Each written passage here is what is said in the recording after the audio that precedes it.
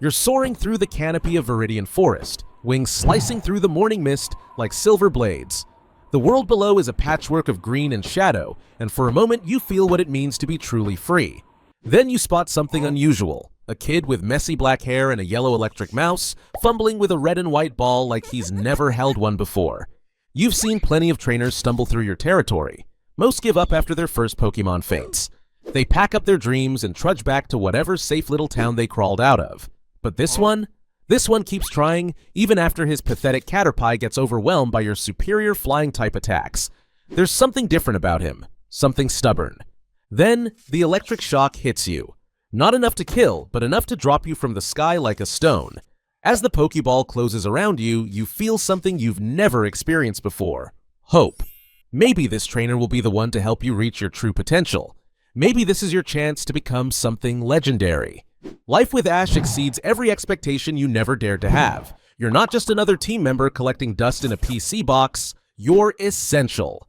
When Team Rocket's balloon appears on the horizon, you're there, diving through smoke and explosions to battle Ekans and coughing with everything you've got.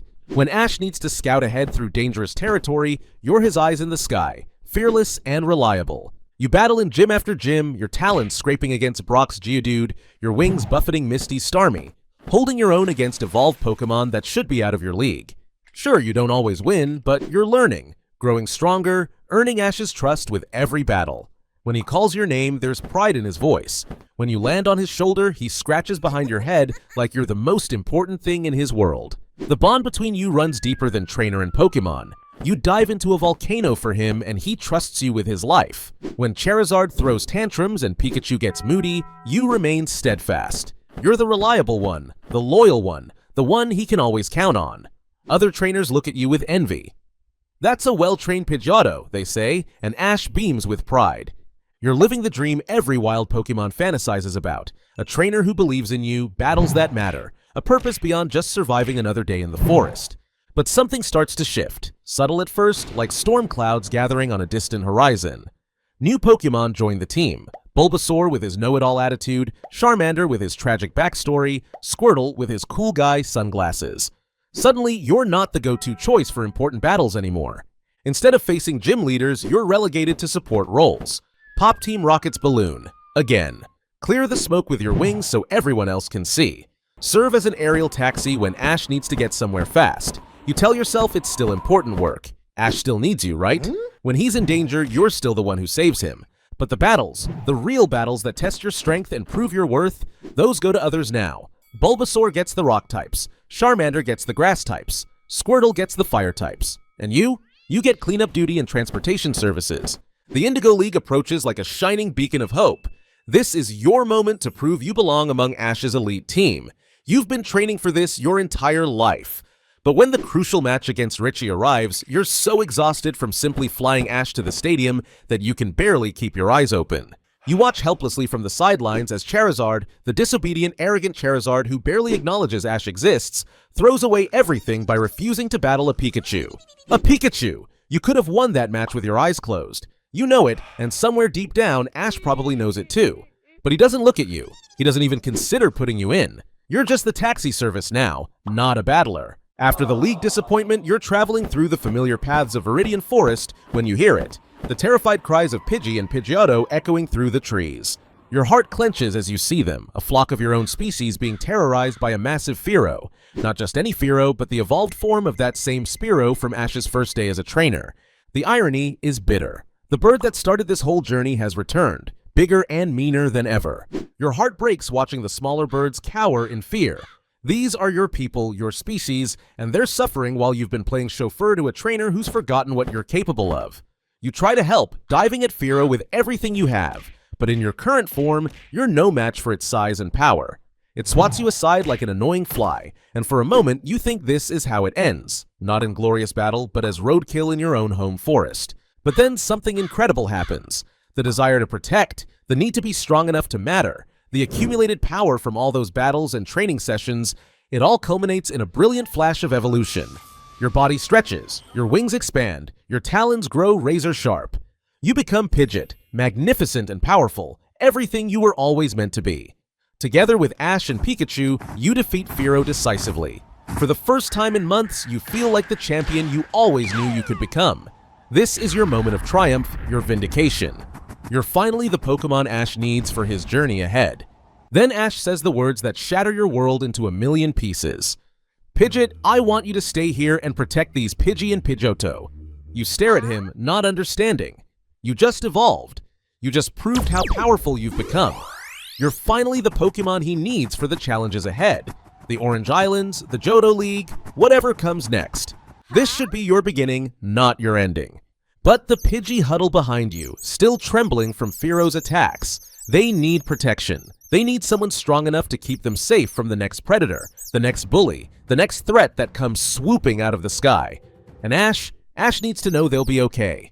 You can see it in his eyes, the weight of responsibility, the desire to do the right thing, even when it costs him something precious. "I'll come back for you," he promises, and you want to believe him. You have to believe him. Because if you don't believe him, then what you're about to do is just abandonment disguised as nobility.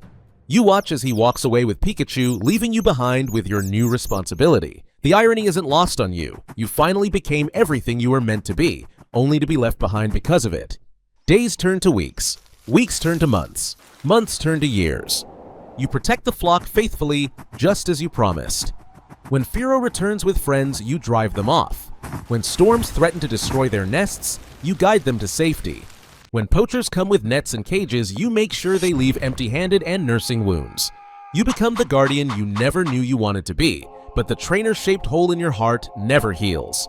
Sometimes you catch yourself scanning the horizon, looking for a familiar figure with a red cap and a yellow mouse. Sometimes you hear a trainer's whistle in the distance and your heart leaps, only to crash when it's a stranger. You see other trainers pass through the forest with their flying types: sleek Crobat, wise Noctowl, powerful Staraptor, graceful Talonflame. You wonder if Ash found a replacement, someone faster, stronger, more useful than you ever were. The thought stings more than any attack you've ever endured. The seasons change. Your feathers gray slightly at the edges. The Pidgey you protect grow up, evolve, start families of their own. Some leave to find their own territories. New ones arrive seeking the protection of the legendary Pidgeot who guards Viridian Forest. But still, Ash doesn't come. 26 years pass. 26 years of faithful service to Pokemon who aren't even your trainers. 26 years of wondering if you made the right choice, if Ash even remembers your name, if he ever thinks about the Pidgeot he left behind in a forest that probably looks the same to him as any other patch of trees. You realize the crushing truth that you've been avoiding all these years. You weren't released because you were needed elsewhere. You were released because you weren't needed at all. Ash had other flying types by then, other options, other Pokemon who could fill your role better than you ever could. The promise to return was just a kindness, a way to make the abandonment easier to swallow. How do you tell a loyal Pokemon that their services are no longer required? You give them a noble purpose and promise to come back someday, knowing that someday might never come. You were the reliable one, the steady one, the one who never caused problems or demanded attention, and maybe that's exactly why you were so easy to leave behind. Charizard was disobedient, so he got attention.